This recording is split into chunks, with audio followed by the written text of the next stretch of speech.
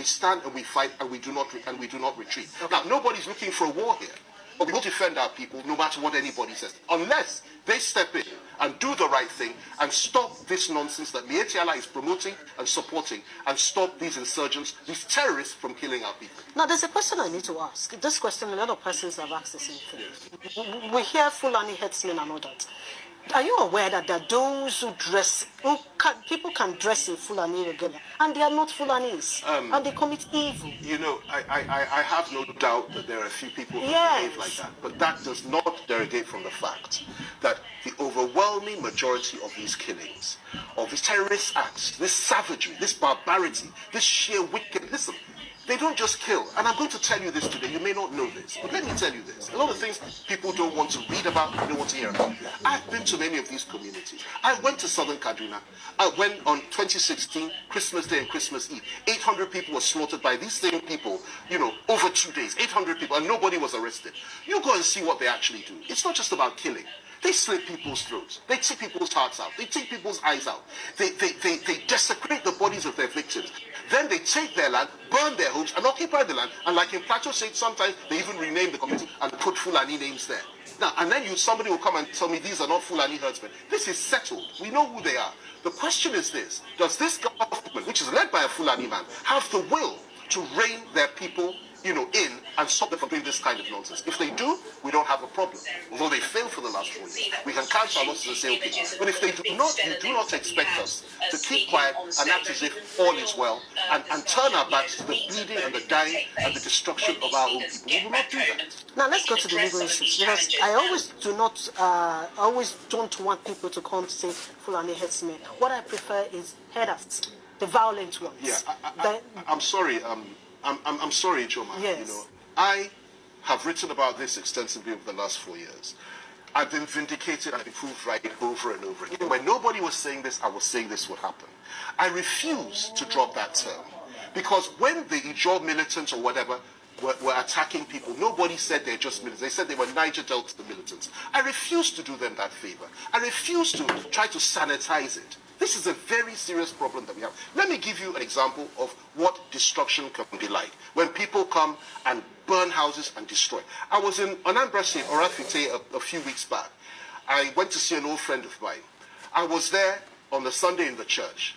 I left on Sunday afternoon for Lagos. The following morning at 6 a.m., the community, Orafite in Anambra State, was raided by people, supposedly policemen. And they burnt the whole community down. Burnt down buildings, killed people, slaughtered innocent people in their homes for absolutely no reason. They were looking for somebody. They burnt down the whole community. I saw this. I saw the video with my own eyes. Now, that sort of thing goes on. Nobody has been arrested. Rather, the victims have been the ones that are being targeted and chased all over the place. This is unacceptable. Now, this sort of thing is happening under this government. This is not in the Southwest. It's in the East. And I feel that any Eastern child, anybody from anywhere in the country that is treated in this way, we should all feel it. This happened in Orafite in Anambra State. And then you will now tell me that the governor of that state does not have a duty or obligation to protect his people, or the governors of the Southeast do not have a duty or obligation to protect their people? Of course they do, just as every other governor does. And that's the way the Constitution is wired. The governor is the chief security officer of the state. Allow him to do his job. Don't let people be killed on his doorstep. I'll give you another example. I was there when Baba Fasoroti's daughter was buried. And the governors of the Southwest were there. We were all in the same room. And, you know, we were all asked to say a few words. People started saying, I should speak, because they knew I would state the case clearly about how we felt about their failure of leadership and protecting our people. But I didn't say a word, and I'm glad I didn't. You know why? Because they got up. I think it was the governor of Ondo State that got up and said, we are not bastards. And Shomwali. He said, we are not bastards. We know what is going on, and we will do something about this. And they honored their word a few months later and came up with this initiative. And I commend them for that. And I will stand by them. Afeni Ferris stands by them. Yoruba Summit Group stands by them. Every Yoruba man worth his salt, every decent, civilized Yoruba man that is compassionate and kind stands by them and will continue to stand by them until the end of it.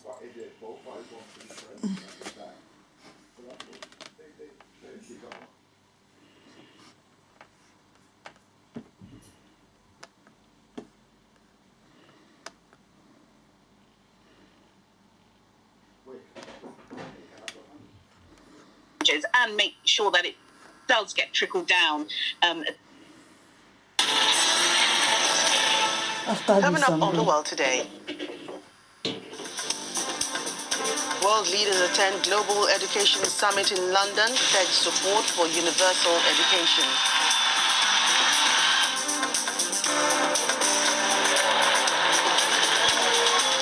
Israel investigates shooting of Palestinian boy in the West Bank.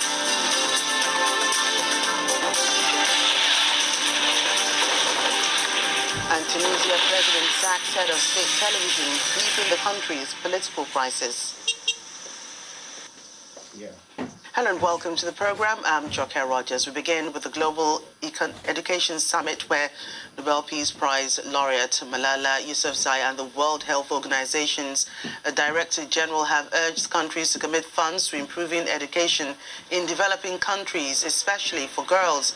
The Global Partnership of Education GPE Global Summit, co-hosted by the governments of the United Kingdom and Kenya in London, put the target at $4 billion.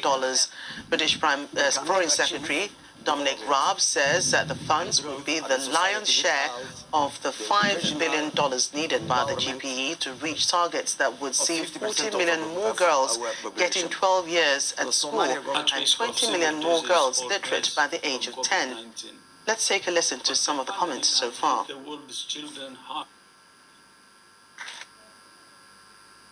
Children are among those least at risk of severe disease or death from COVID-19. But the pandemic has hit the world's children hard in other ways. More than half the world's students have been affected by prolonged school closures and other disruptions to education. This has magnified inequities for already marginalized children, especially girls. Some children have been out of school for more than 9 months, increasing their risk of dropping out of education completely, jeopardizing their future employment prospects and their health.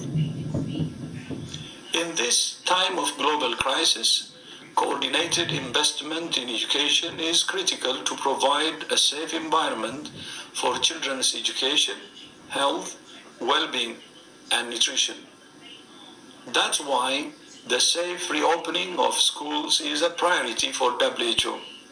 We cannot achieve development and growth as a society without the educational empowerment of 50% of our population. The Somalia government is committed to ensuring the equitable access to quality education of our girls. When you educate a girl, you educate a whole society.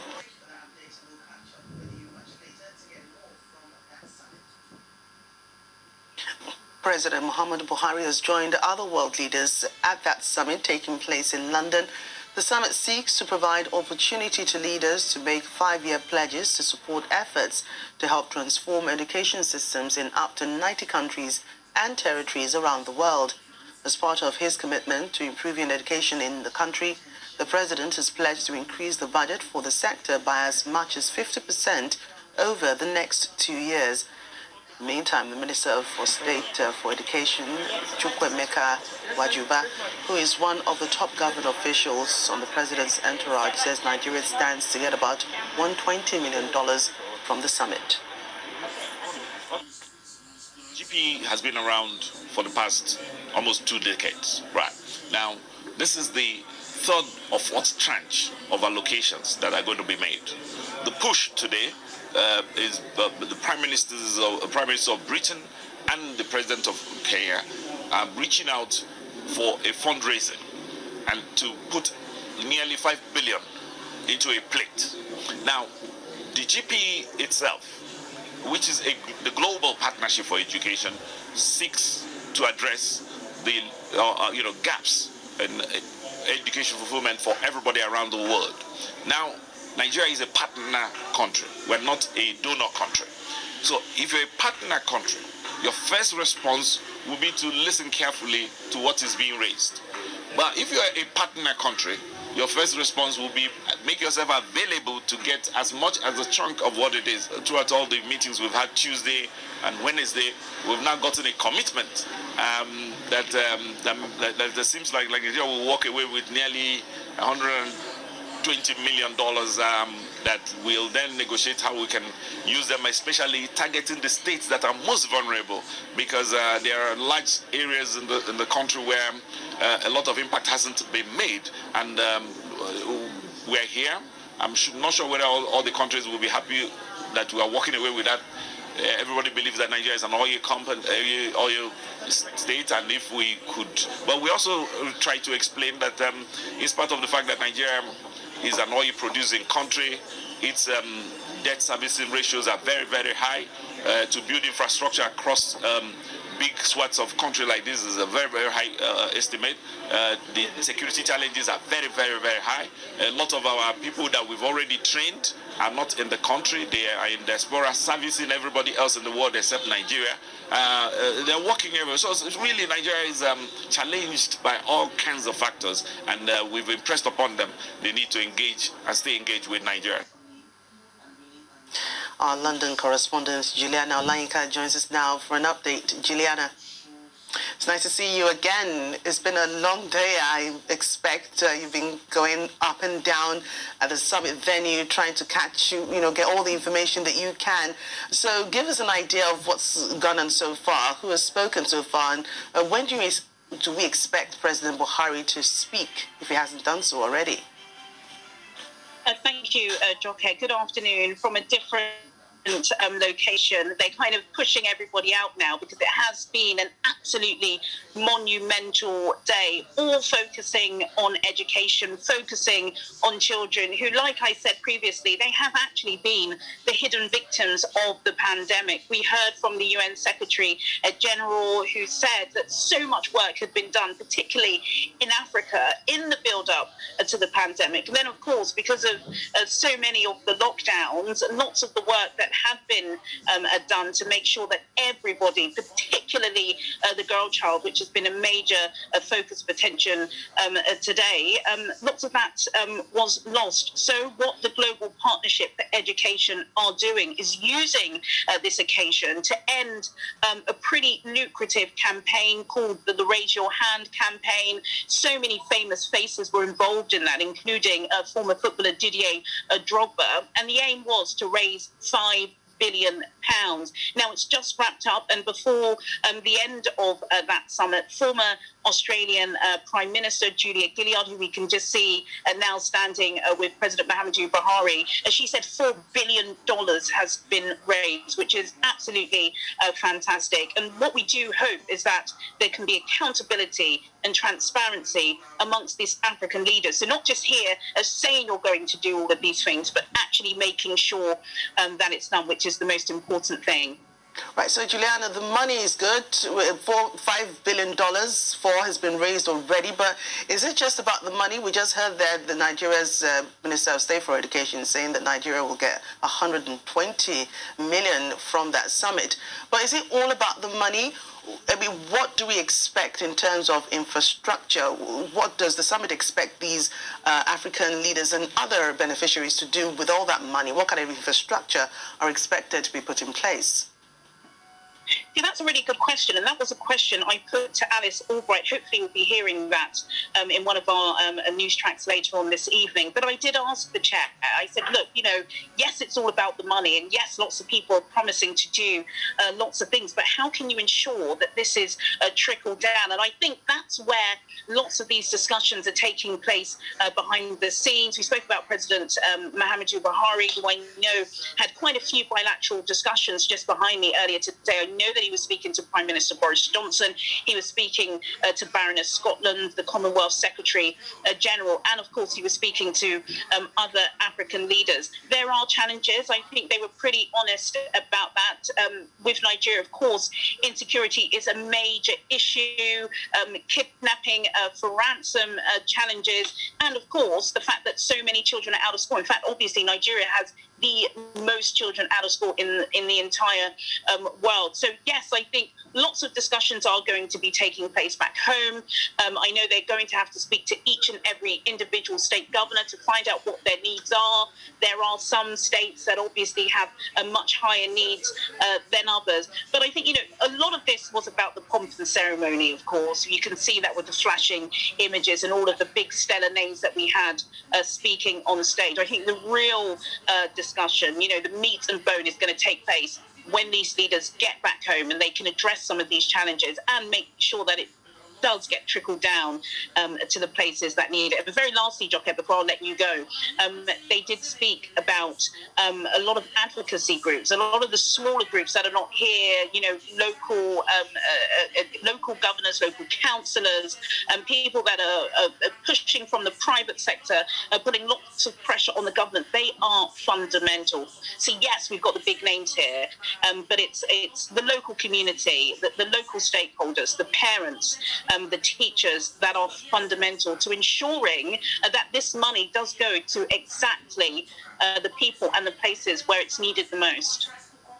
So much for that update. I did hear that, some participants saying that they would like to see girls especially, benefit mostly from, these donations because a lot of girls are out of school. But thank you for that update. We'll catch up with you much later to get more from that summit. Okay.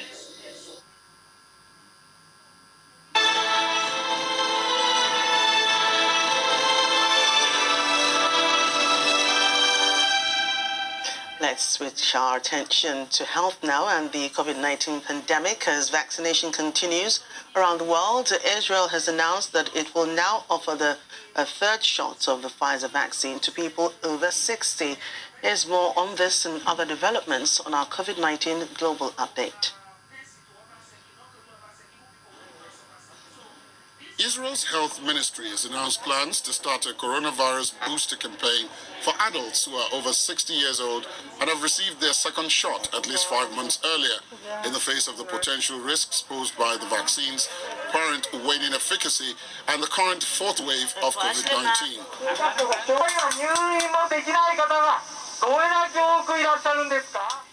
Dozens of protesters have staged a rally in front of the Japanese Prime Minister's office in Tokyo, calling for the country's leader to cancel the ongoing Olympics due to a recent spike of coronavirus cases. In Tokyo, where pandemic restrictions are mostly voluntary outside the Olympic bubble, daily infections hit a record 3,865. Daily cases nationwide also topped 10,000 for the first time. Over in Russia, the country reported 799 coronavirus-related deaths over the past 24 hours, an all-time high it has reached 3 times in the last month amidst a surge in cases blamed on the infectious Delta variant. The Coronavirus Task Force also confirmed 23,270 new COVID-19 cases in the last 24 hours, including 3,356 in Moscow.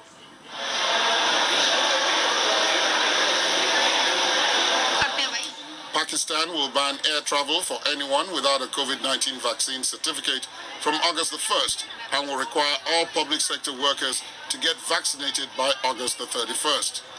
The government says from August 1, unvaccinated people will no longer be allowed to enter government offices, schools, restaurants, and shopping malls. And when we come back on World Today, we'll take a look at some other stories, including look at what's going on at the Tokyo Olympics in a moment.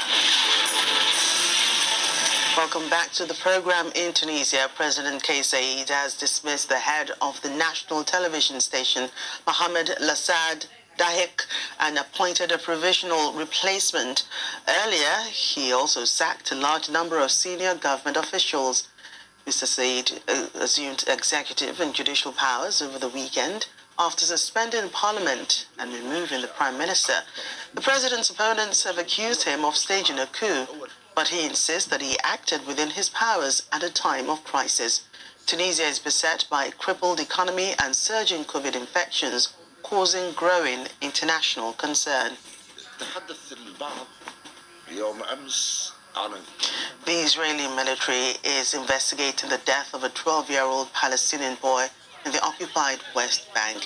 Palestinian officials say Mohammed al-Alami was shot by, the boy was shot by Israeli soldiers while traveling in a car with his family near Beit Umar on Wednesday. The military adds that troops fired at a car they thought was involved in suspicious activity and failed to stop. They believed it to be the same one as the one from which they had seen the remains of a newborn baby being discarded. According to the military, they tried to arrest the car's passengers, calling out and firing into the air, and the car did not stop. One of the soldiers fired at its wheels. Now, the U.S. Senate has approved the advancement of the $1.2 trillion U.S. infrastructure bill that will address the crumbling buildings and roads in America. Our Washington correspondent Maria Bird reports that a roughly $1 trillion bipartisan infrastructure investment bill advanced in the U.S. Senate on Wednesday, passing a key milestone that moves the emerging legislation towards formal debate and possible passage. The United States Senate reaches an agreement on the U.S. infrastructure bill. I am amazed that there's some who oppose this just because they think that if you ever get anything done, somehow it's a sign of weakness. Speak to that family in which they're commuting back and forth in order to get their children to school or to get to work, and tell them, oh, you just wait because we want political circumstances to be different. No, we're not going to delay relieving their problem. We have together, worked in good faith with our Democrat colleagues. Our Republican leaders, ranking members, and committee members have worked on the elements of this, as have the Democrats on their side. We've done something on a bipartisan basis. It's the way Washington should work. It's the way America expects us to work. And I'm confident that we will be able to get it across the finish line. President Biden praises the U.S. Congress for voting to advance the bill. You may have heard that in Washington now, just on the phone, looks like we reached a bipartisan agreement on infrastructure, fancy word for bridges, roads. When I put my hand in that Bible on January 20th, took the oath of office, I made a commitment to the American people.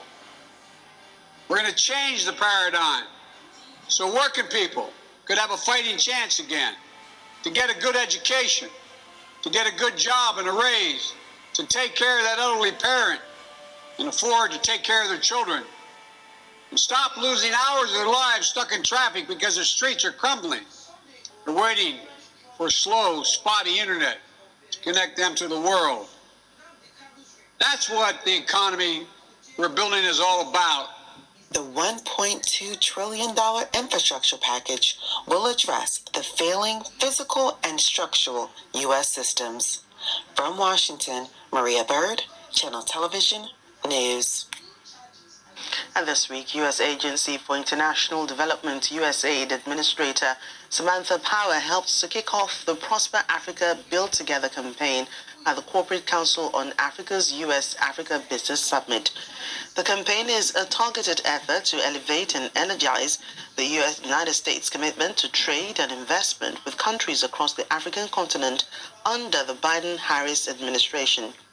The U.S. says it will accomplish these goals by promoting new opportunities for African and American businesses, investors and workers, working with African governments and the private sector to strengthen business, enabling environments and investment climates, modernizing and synchronizing U.S. government services to provide businesses with a coordinated support package, and fostering the conditions that will mobilize investment in Africa's infrastructure, consistent with President Biden's Build Back Better World Partnership.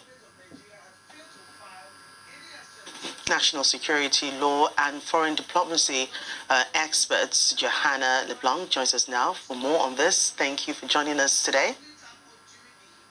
Thank you so much for having me. So President Biden has taken a renewed approach in tightening relations with Africa.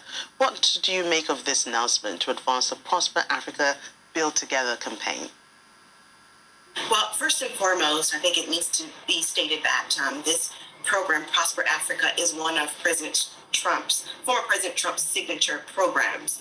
And I think that a lot of people don't give him a whole lot of credit for that. So I wanted to be clear that this was indeed a Trump initiative that has continued on under the Biden administration, which I think is great. It's a step in the right direction. I think Biden understands the importance of the African continent. You are talking about a population of roughly 1.2 billion people with an average age of 19 years of age, right? So there is capacity, there is that enthusiasm, there's the workforce. So I think that American companies will take great advantage of this policy to ensure, to foster development across the African continent. But I think what's important here is that I think there is a great deal of opportunity for Africa and countries across the continent to play a critical role in strengthening supply chain for PPEs in response to COVID-19 under the health initiative as outlined by the secretary, the administrator of USAID, with health being one of the key areas that Prosper Africa will focus on. And also, I think that there is a great deal of opportunity for Africa to increase its exports into the United States. There are a number of goods and services that are available across the African continent that the country could make a great deal of revenue from. For example, under the AGOA program, we look at the exports to Africa is at roughly 261 million, and that was back in 2014. So there is room to increase that, to bring jobs to Africa, and to ensure that Africa is not focusing more on bringing goods to the continent, but instead selling goods to the American economy. Right, thank you so much for that, Johanna LeBlanc. Thank you for speaking to us on that subject. Thank you. Finally on the program, Sunisa Lee came to Tokyo thinking the best she might do was win an all-round Olympic silver, but the youngest member of the U.S. gymnastics team grabbed the gold after Simone Biles dropped out of the event over mental health concerns. Like with Biles watching from the front row at the gymnastics center, Lee won the all-round to secure the title for the U.S. for a fifth straight game. On the final rotation, the floor exercise for a 57.433 winning total. Considered heir apparent to Biles, 18-year-old Lee's moment arrived sooner than everybody expected.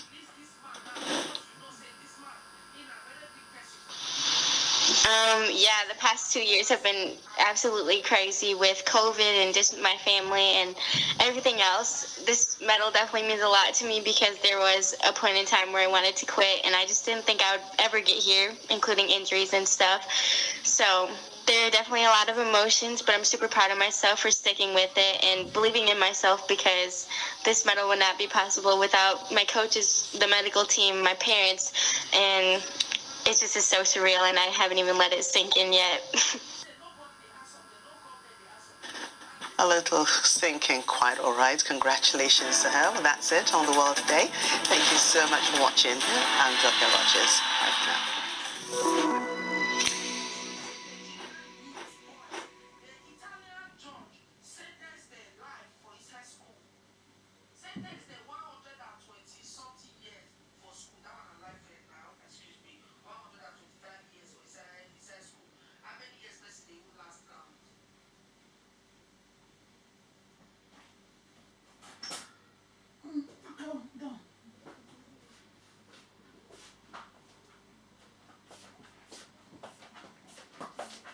Don't for today.